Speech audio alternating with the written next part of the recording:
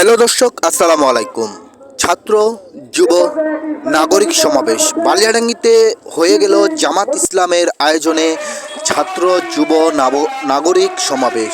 এই সমাবেশে বিশেষ আকর্ষণ হিসাবে থাকছেন ঢাকা বিশ্ববিদ্যালয়ের ভিপি সাদিক কায়েম ও ঢাকা বিশ্ববিদ্যালয়ের শিবিরের সভাপতি জনাব সিকবাতুল্লাহ সিকবা।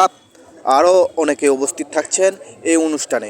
সুপ্রিয় দর্শক, এই অনুষ্ঠানটি হচ্ছে বালিয়াডাঙ্গি উপজেলার প্রাণকেন্দ্রে যে কেন্দ্রীয় ক্রীড়া সংস্থা মাঠ রয়েছে, ঈদগাহ মাঠ রয়েছে, সেই মাঠে দেখতেছেন লাখো লাখো মুসলমানের ভিড়। এখানে অনুষ্ঠিত হচ্ছে ছাত্র যুব ও নাগরিক সমাবেশের একটু পরেই বক্তব্য শেষে একটু পরেই শুরু হবে ইসলামী সঙ্গীত অনুষ্ঠান।